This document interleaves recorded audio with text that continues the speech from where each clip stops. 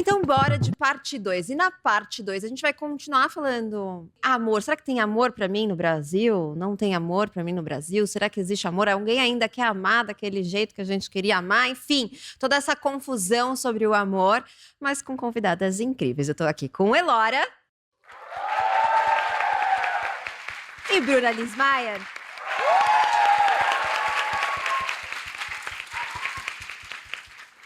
A gente falou sobre solidão na parte 1 e ouve-se muito falar sobre solidão e solitude. A solitude sendo esse polo positivo da solidão e a solidão sendo um polo negativo.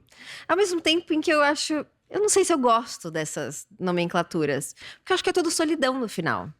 E a solidão, ela é horrível e ela é gostosinha, né? Ela é doída, mas ela é o único espaço no qual eu consigo criar, por exemplo. Se eu não estiver me sentindo só no mundo, se eu não me der conta da minha solidão no mundo, eu não consigo escrever, não consigo pensar as coisas que eu penso para fazer o que eu faço. Vocês concordam com isso? Fala aí, gente. Sim? Quem aqui já leu Ana Sui? Olha.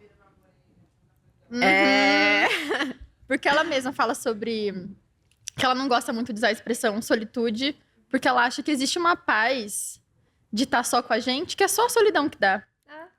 E eu concordo, eu acho que realmente o nível de não estou nem um pouco preocupada em agradar, existem alguns momentos que é só quando eu tô completamente sozinha.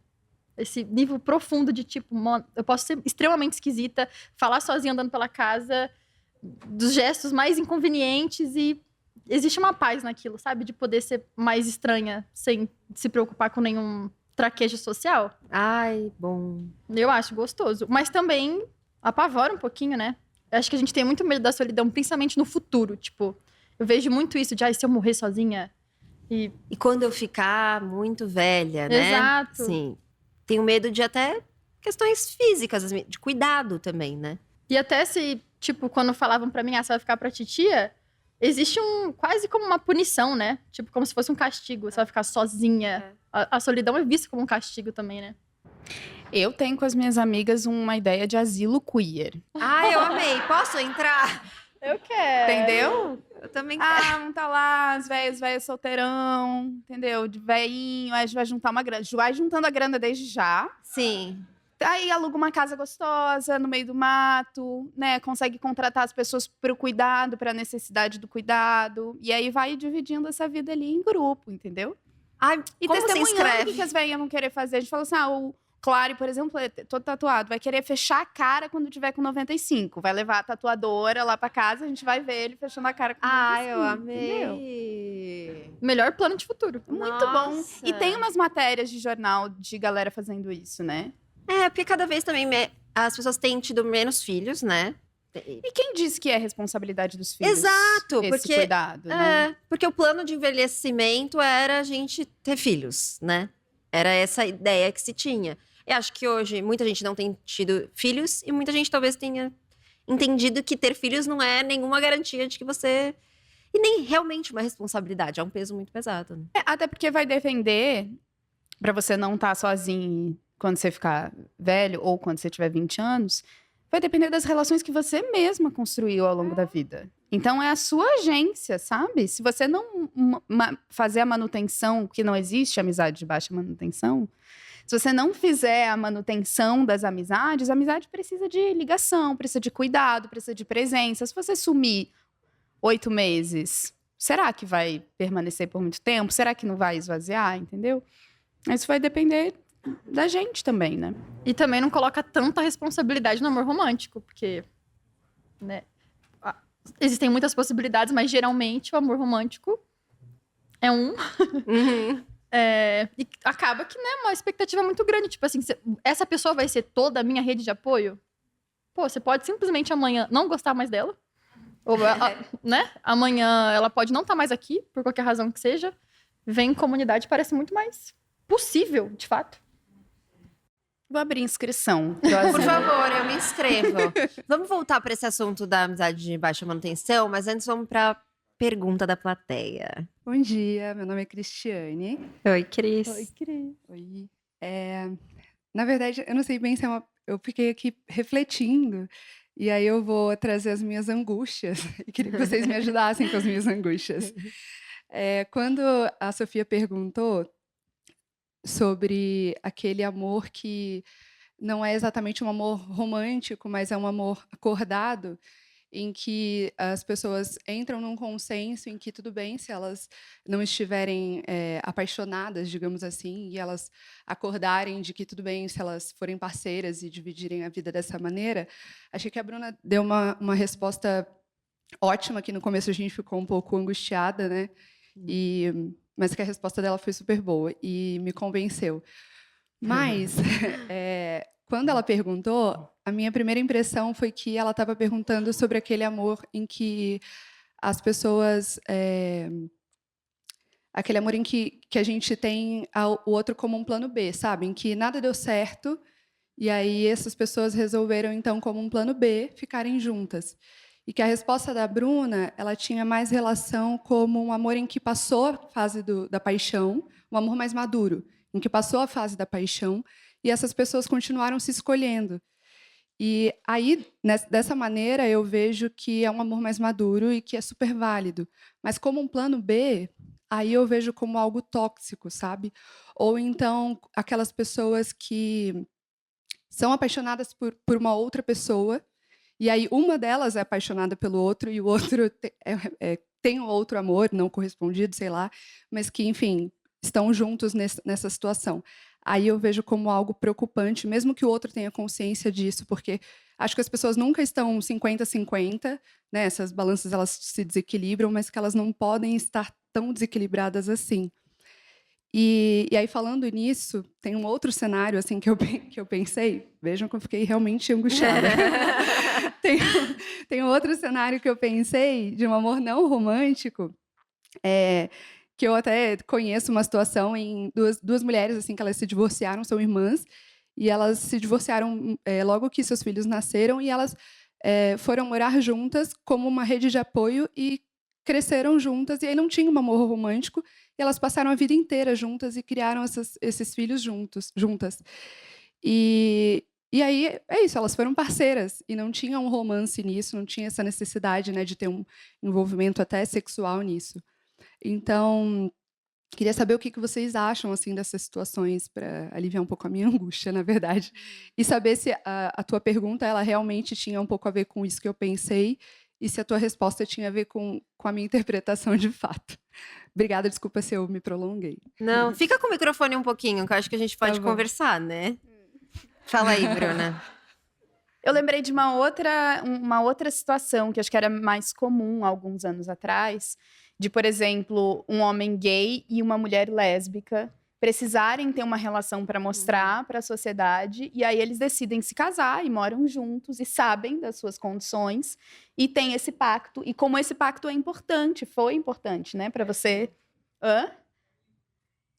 Não entendi. Ai, eu não conheço, o que é isso? Amiga, tem que conhecer. Pois é, mas eu tô aqui para aprender, me contem. Ícone bissexual, tem que ver. Os Sete Maridos de Eva. Eu também não conhecia. É um livro? É um livro. Ótimo. Minha linguagem. Sim, isso era muito... Acho que deve existir hoje em dia, né? Dependendo do país e tal. Mas eu pensei também nessa situação, que é... Eu sou uma pessoa mais positiva. Você tá vendo que eu não tô indo no plano B, né? Porque é horroroso o plano B. Mas assim, sobre o plano B, eu queria entender por que o plano B é um problema se o plano B ele só existe, o plano A não deu certo, né? Mas Ainda bem que existe um plano B, não? Mas eu acho... É que, por exemplo, eu já ouvi, entre amigos, por exemplo, aquela coisa de se nada der certo, a gente fica junto. E aí, se nada der certo, sei lá, precisa nada dar certo pra você ficar com outra pessoa? Às vezes sim. Ai, que péssimo, eu não quero ser o plano B desse jeito. Se nada der certo, a gente fica junto e pode ser ótimo. Pode ser a coisa que deu certo no final das contas. Eu acho que tudo bem se for o plano B dos dois. Isso, Eu acho que é esse o ponto. isso. Porque se for o plano A de alguém e o plano B dos dois, aí é foda. Porque o que me preocupa é essa balança desigual, entendeu? Eu acho que o que me preocupa é as pessoas não saberem disso dentro do casal, entendeu? Porque se você fala, eu tô aqui com a Elora, eu sei que a Elora queria ficar com a Sofia, mas a Sofia não quis ficar com ela, e eu sei disso e a gente decide ficar juntas mesmo assim. Eu tenho a agência. Eu acho que o fato de você não contar pra alguém o que tá acontecendo, o que é perverso nisso, é que você retira a agência da pessoa naquilo. Porque a Sofia pode falar isso, eu posso falar, desse jeito eu não quero. Ou eu posso falar, faz sentido pra mim. Eu gosto tanto de você, ou nesse momento da minha vida, essa condição me contempla. Então, acho que é esse talvez o jogo de diferença, sabe? Agora, eu entendo o que você fala de um lugar de uma certa manipulação, assim. Eu queria muito ficar com a Sofia, eu sou apaixonada pela Sofia desde que eu era adolescente, mas a Sofia namora e eu fico aqui vivendo outras relações como que esperando e não sendo honesta, nem comigo mesma, nem com as pessoas com quem eu tô me relacionando. Acho que é esse lugar de honestidade que talvez seja a diferença, né? Eu acho esse plano B muito comum entre amigos. E aí eu acho que quando a gente fala entre amigos, geralmente é uma situação dessa, onde um tá esperando pelo outro. Porque senão esses dois... Assim, é muito difícil os astros se alinharem e os dois se escolherem no mesmo momento. Ou tá todo mundo tentando uma outra coisa e aí, sabe? Então, sei lá, eu acho que geralmente as balanças são desiguais, não sei. E a amizade, mas a amizade por si só, ela já é uma escolha, né? De viver um amor. Sim, com certeza. Mas eu fiquei pensando também eu assisto muitos realities, eu sou muito fã de reality. Aí eu gosto de um reality de assistir, que as mulheres iam... elas se relacionavam com caras na prisão. Sabe qual é? Isso! Amor atrás das grades. Muito bom, né? Ele é muito ruim, mas de tão ruim é bom, né? Isso! Ai, é ótimo. 90 dias pra casar. Ai, a gente tem muito em comum. Muita coisa. Vamos juntar. Como que é Cris, o nome da sua consagrada? A Júlia e você, vamos fazer esse...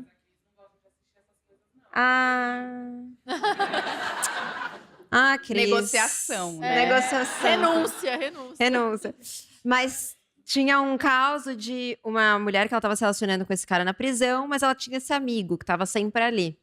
E era muito amigo dela. E aí, não deu certo um cara da prisão. Em algum momento, ela entendeu que eles podiam tentar um relacionamento. Ele também. Sabe, os dois, tipo, eles não se amavam romântico afetivamente, mas eles falaram, nada deu certo. Vamos tentar? E foi bom. Às vezes o plano B é o plano A de outro momento da vida. Ó.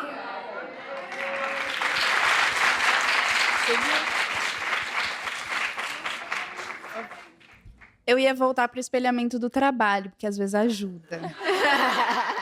Pensa assim, no meu trabalho, que eu que sou atriz, eu tenho, vai ter a série da HBO, ou tem a novela do não sei o quê, ou eu vou fazer um filme na Argentina. Tem uma hora que, tipo, eu faço teste para os 3. Vou saber qual deles que vai dar certo. Qual deles que eu vou passar no teste? Se eu tiver que escolher um ou outro. Aí, às vezes, eu também não passei no filme da Argentina, eu fico muito triste. Mas, puxa, porque mês que vem eu vou fazer o filme o teste da novela e vai dar certo. E aí, mal sabia eu, se eu tivesse ido para a Argentina, eu não ia conseguir fazer a novela. Entendeu? Então, tem uma fé na vida, em relação ao plano B, de que é isso, você acredita que o plano A é o melhor. Às vezes, não. Às vezes, a vida está te conduzindo para um outro lugar. É que o amor tem esse peso todo, né? Se a gente pensa espelhando para o trabalho, faz mais lógica. Você fala, pô, foi tão legal fazer aquela novela, aprendi tanto, ganhei mais dinheiro, sei lá o quê, entendeu? Talvez não tenha sido legal, não teria sido legal ir para a Argentina fazer o filme.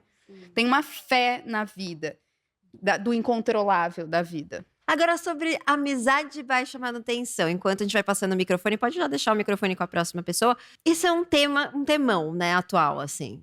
Tem muita gente falando que não tem amizade de baixa manutenção, muita gente falando que só funciona com amizade de baixa manutenção. Eu sou uma pessoa que tô aprendendo a ser amiga agora. Porque eu só tive amizade de baixa manutenção. E aí, no fim, eu não tive amigos.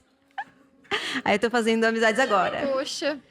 Aí eu tô descobrindo que tem um certo grau de manutenção importante. Tem pra mim, talvez por medo de me ferir, porque o meu medo é nas amizades, entendeu? Aí eu sempre dei um jeitinho de... Pra mim, amizade boa era aquela amizade que encontrava uma vez no ano e parecia que nunca deixou de se ver. Não precisa mandar mensagem depois. Tá ótimo, sabe? E aí, recentemente, eu encontrei essa minha amizade que eu vi uma vez por ano. E ela me falou das faltas que eu gerei, sabe? Porque pra mim tava tudo bem. Mas pra ela, não. Então, eu tenho aprendido. Então, é um assunto que eu não sei muito bem. Qual que é a manutenção para que não seja uma manutenção desgastante, sabe? Também. Pra você, porque você precisa claramente de mais espaço do que a sua amiga. Mas aí entra a negociação. Ah, também, né? Ela falar pra você é muito importante. Pra relação de vocês é muito importante ela falar: sinto sua falta, queria que você tivesse mais presente. Se ela não te falar, você não tem como saber. Sim. E aí você vai testando o quão presente é necessário, que vai ser gostoso pra você e gostoso pra ela. É essa negociação que eu falava no passado. Mas é difícil, mas esse é o rolê de se relacionar, né? Eu também acho que tem um ruído muito grande com, às vezes, o mesmo ato, para uma pessoa é baixa manutenção e para outra é alta manutenção. Acho que essa é a minha maior dificuldade, porque, por exemplo, as minhas besties são majoritariamente de outros estados. Então, eu não converso com ela, tipo, todo santo dia, mas a gente conversa bastante. Mas exige um espaçamento inevitável, porque elas moram longe. Então, porra, é difícil saber, porque ao mesmo tempo que existe isso, eu quero muito ver elas, eu compro as passagens, eu organizo, não sei o quê, mas eu sei que eu vou ver elas, tipo, uma vez no mês. Não vou conseguir ver tanto. Pô, uma vez por mês é muita coisa. Vocês acham? Bastante. Eu que sou a pessoa pegada da mesa, achei bastante. Bom, mas enfim, não todo mês a mesma. Deu pra entender? entendi. Tá. Mas você ficou pensando, sei lá, essa minha amiga que mora na Colômbia, por exemplo. Tem mais de um ano que eu não vejo ela. E, ou, sei lá, eu fico pensando numa outra amiga que eu morei, quando eu morei em São Paulo, eu tinha 16 anos, a gente morou juntas, ela mora em Porto Alegre, eu moro no Rio de Janeiro, e a gente se vê, às vezes, uma vez por ano. E a gente não tem o tipo de personalidade que fica conversando de vídeo. Às vezes, a gente só se vê uma vez por ano.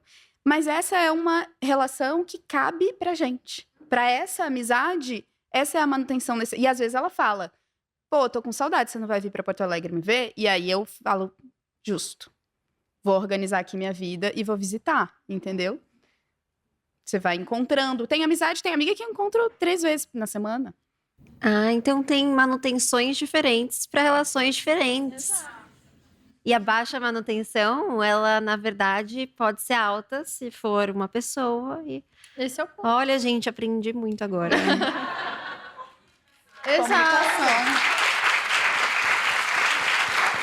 E, cara, Ajudou muito, gente. a sua amiga falar que ela sente sua falta é muito bonito, cara. Você percebe? Ela quer você mais presente na vida dela. Boa, Isso Elora. é muito legal. Eu me dei conta que eu não sabia coisas muito básicas sobre ela e isso me doeu. É doloroso mesmo. Tipo, se você vai naquele programa de auditório com amizade e a gincana é você, entendeu? Nossa, horrível. Entendi. Deus me livre, não vou. Jamais. Bom, obrigada por essa aula. Agora eu me sinto pronta para ter amizades de manutenção correta. De diferentes. Da manutenção adequada. Vamos ouvir causa de massa? Fala, Márcia. Oi meninas, oi pessoal, eu sou a Márcia e esse é o meu quadro dentro da Louva a Deus, onde eu trago causos da minha vida. E eu tô muito empolgada com esse tema de hoje, porque é sobre Não Existe Amor para Mim no Brasil. E por conta do podcast, eu tô com um date marcado para setembro com a menina que está na Itália.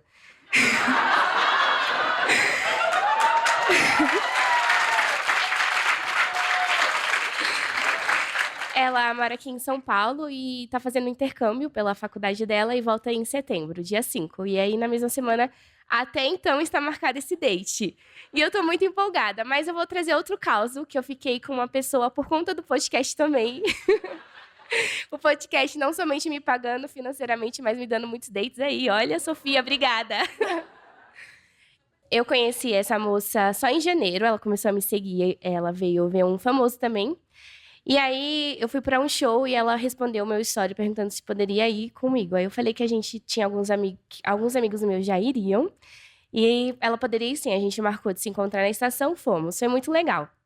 Nesse show, eu não consegui muito ter essa conexão com ela, porque eu tava mais focada na artista, que era a Carol Biazin.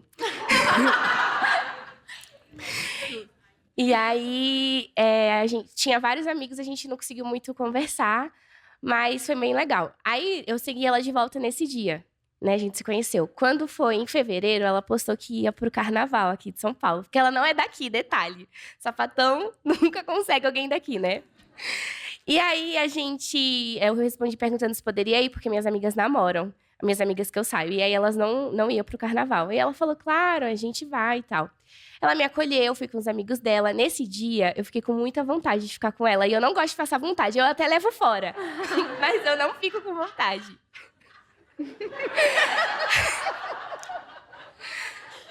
Eu fiquei com vontade, não tinha medo do fora, mas como eu tava com ela, eu tinha medo de me perder no bloquinho e não saber voltar pra casa. Aí, beleza, fiquei na vontade. Quando foi na quarta-feira, isso foi no bloquinho de domingo, a gente tava se falando lá, normal, e aí eu mandei uma coisa bem fofinha. Eu falei, é porque no dia eu fiquei com vergonha, mas eu fiquei com vontade de ficar com você. Ela demorou, tipo, um dia inteiro pra me responder, mas não tem problema, bem antibiótico, né? Aí ela falou assim, eu quero sim, não sei o quê. Se não, a gente não conseguir fazer, que ainda ia ter mais blocos no carnaval, a gente faz quando eu voltar pra São Paulo de novo.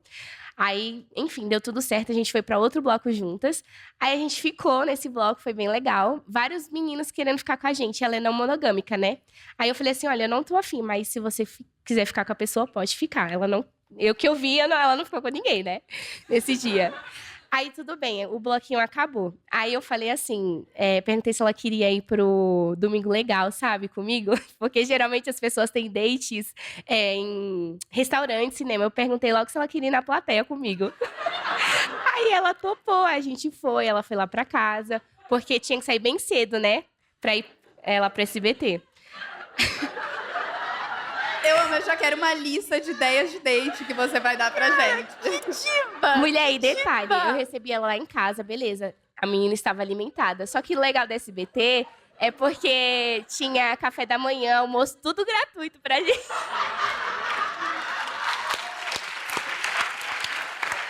Aula! Aí ela gostou, né? Nesse dia ela ia embora. Inclusive, ela é muito sua fã. Ela gostaria de estar aqui, mas ela tá em Minas, né, agora. Sabe viver. A gente manda um vídeo pra ela. A gente manda. Aí, beleza, a gente foi muito legal. Nesse dia ela voltou pra Minas Gerais à noite, achei bem legal, porque o último dia de São Paulo, né, ela estava comigo. Beleza, gente, fiquei assim, acho que foi o melhor da minha vida até então. E aí, a gente conversou e tal, mas não tem aquela conversa de todos os dias, né? Às vezes ela responde. Essa semana também eu fui ver a Carol Biazin, ela falou que queria estar. Não sei se era comigo, mas que ela iria pro show também. E aí, agora, tipo, eu fiquei um mês muito afim dela, mas agora já passou. Porque eu fui pra um show domingo, mulher, da Day Limbs. E aí, uma fã da Day Limbs me beijou também. Agora eu tô apaixonada por essa menina, tu acredita? Aí, até então, né, tá combinado que semana que vem ela vai lá pra casa. Porque ela é de Sorocaba também, essa outra menina. Ponte aérea. Aí já passou o crush que eu tinha da menina do SBT. E agora até falei ali pro meu amigo que eu estou muito afim. Não sei se vai dar certo, mas que eu nunca senti isso por alguém. Porque a gente deu muita conexão, sabe? Os gostos, ela faz publicidade e propaganda. Trabalha numa rádio também. Aí eu tenho um podcast aqui. E aí a gente tá conversando. Até então, gente, eu nunca na minha vida fiquei conversando por mais de 6 dias com a mesma pessoa. As pessoas às vezes param de responder ou manda mensagem depois de um tempo, mas a gente tá conversando todos os dias. E é isso. Tudo. E a moça da Itália? Oi? E a Itália? Ela responde também meus stories, a gente conversa. Ela sabe, né, que eu... Enfim, ela me segue no Twitter, eu posto lá, tô apaixonada, não sei o quê. De boaça também, tá pegando vários italianos, a gente fica conversando. E tá sendo incrível também. E você vai levar a menina de Sorocaba num date aonde? A gente combinou de ir pra... Ela vai na... Até então, né, gente? Eu tô até com medo de dar errado, porque eu nunca falo... Só falo quando já deu certo, né? Mas até então, ela vai lá em casa no sábado e vai embora na segunda, porque é feriado, né? Aí, talvez, domingo a gente vai pro Ibirapuera. Eu queria também ir no parque de diversões com ela. Porque eu gosto desses dates, assim, mais... Mas ela gostaria de tomar uma cervejinha, uma pessoa mais... Tanto faz pra ela, tipo, bem... Qualquer date pra ela vai tá bom. E é isso. Tô muito empolgada. Amiga, você é uma diva! Muito obrigada, gente. Sério, tô muito feliz de estar aqui com vocês duas. Um prazer. Obrigada, gente. Vamos pra próxima pessoa que tá com o microfone? Olá, meninas, bom dia. Eu sou a Tami. Eu até anotei Oi, para Tami. não esquecer. Porque ainda sobre esse assunto das relações é uma coisa que me pega muito. Eu reflito muito. Esse ano eu vou fazer 30 anos, então eu tô, tipo, num momento de download da minha vida e das relações que eu já tive. E uma coisa que eu achei muito bonita enquanto vocês falavam, e o que eu anotei aqui quando nos relacionamos com outro adulto, também nos relacionamos com a criança interior dessa pessoa. E também citando a Ana Sui, que fala sobre a falta, a necessidade, vocês conseguem reconhecer a falta e a necessidade da criança interior de vocês e também lidar com a criança interior e a falta e a necessidade do outro? É isso. Ó, profunda. Cadê a participação da psicanalista? Agora a gente vai chamar aqui Ana Suida. E aí, joguei pra vocês mesmo. Eu lembrei de quando tem alguma coisa que eu falei, de alguma parte que a gente conversou, de que a maneira como você foi amada interfere na maneira como você vai amar alguém.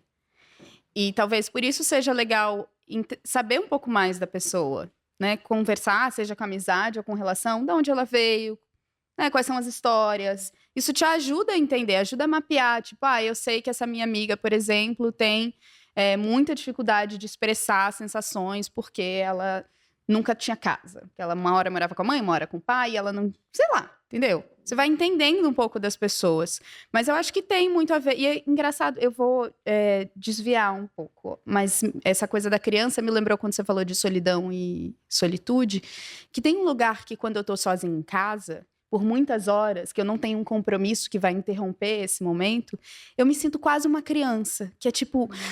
Então eu posso fazer qualquer coisa? Nossa, é uma sensação muito boa. Se eu quiser desenhar, se eu quiser botar música alta, se eu quiser comer um pote de chocolate, de sorvete de chocolate inteiro, eu posso fazer tudo isso. Então tem como nutrir também um pouco esse estado gostoso. É isso, vocês estão com um sorriso, é gostoso esse estado. Mas há de se ter carinho com a criança dos outros, porque todos nós temos trauma, assim, não tem como, gente. A função da maternidade por uma mulher é tão pesada, é tão difícil na sociedade que a gente vive, que não tem como a gente ter sido criado dentro dessa sociedade e não ter o peso desse tipo de relação, sabe? De ter no máximo duas pessoas que seriam pai ou outra mãe, responsáveis pela criação de uma criança. Isso é muito trabalho. As crianças... Seria lindo se a gente conseguisse criar mais as crianças em comunidade, que é muita responsabilidade. Então vai ter trauma no caminho. Então, ter carinho com isso, sabe? Sim. Eu fiquei pensando na minha relação com Júlia. Mãe, eu vou ter que te citar de novo. Eu já peço desculpas. Porque ela já reclamou, mas o que eu vou fazer? Minha mãe é ótima, tá? Também tem várias coisas boas. Não dá tempo pra eu ficar falando. Quando assim que tiver uma oportunidade, eu vou falar as coisas boas. Agora eu vou falar uma coisa difícil. Mas... quando a gente era criança, minha mãe foi uma pessoa que criou a gente sozinha, assim, né? Apesar de meu pai...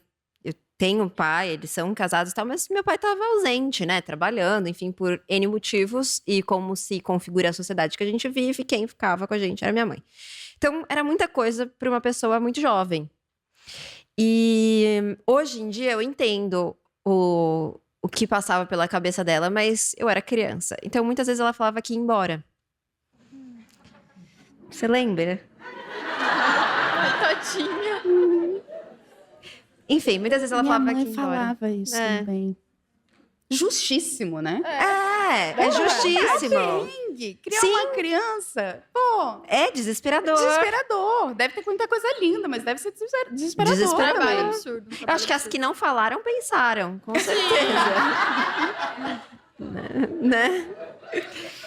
Só que pra criança, eu tinha muito medo de que minha mãe fosse embora. E aí, durante várias relações romântico-afetivas, eu entrava numa crise esquisita que eu não conseguia explicar quando eu brigava, ou discutia com a pessoa e a pessoa saía de casa. Eu implorava pra pessoa ficar e eu ficava aos prantos e gritava e me batia, chegava, né, até me fazer mal. E aí eu entendi que, com Júlia, foi que eu entendi que eu não queria que fosse embora porque eu morria de medo que minha mãe fosse embora. Então esse medo do abandono ficou. E essa criança, ela vinha à tona nas relações romântico-afetivas nesses momentos.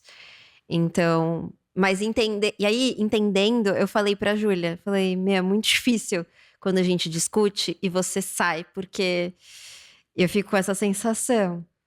E aí, ao mesmo tempo, pra mim é importante sair, porque se eu fico aqui dentro, a história dela era diferente dentro de casa. Então, outros traumas, outras dinâmicas, outros gatilhos. Então, a gente levou um tempo pra entender como que a gente faz, né? E sentindo essa segurança de que tá bom, quando você sair, então, você pode me falar que você vai voltar, que a gente vai se falar, que tá tudo bem, que você não vai desaparecer? Porque por mais que eu saiba, eu não sei nessa hora, então eu preciso que você me diga. Eu tô saindo, tá? Mas eu vou voltar. Exatamente assim. Puta, mas eu vou avisar, porque esse é o compromisso que a gente tem. É isso. Exatamente. É a tal clareza. Justamente. Agora eu vou convidar vocês para o quadro Amor Próprio. Disponível na lojinha do Miss. Comprem. E aí eu assino na saída ali, é só me esperar no hall, tá? Ajuda a pessoa que tá vendendo livro, pelo amor de Deus. Vamos lá. E aí eu vou sortear uma página, vou ler... Gente, isso não funciona com sorteio. Quem tava aqui no primeiro episódio que eu tentei, lembra. Mas hoje eu esqueci de marcar a página e fingir que eu ia sortear, então eu vou sortear. Relacionamentos são uma série de escolhas sem certeza alguma. Relacionamentos são...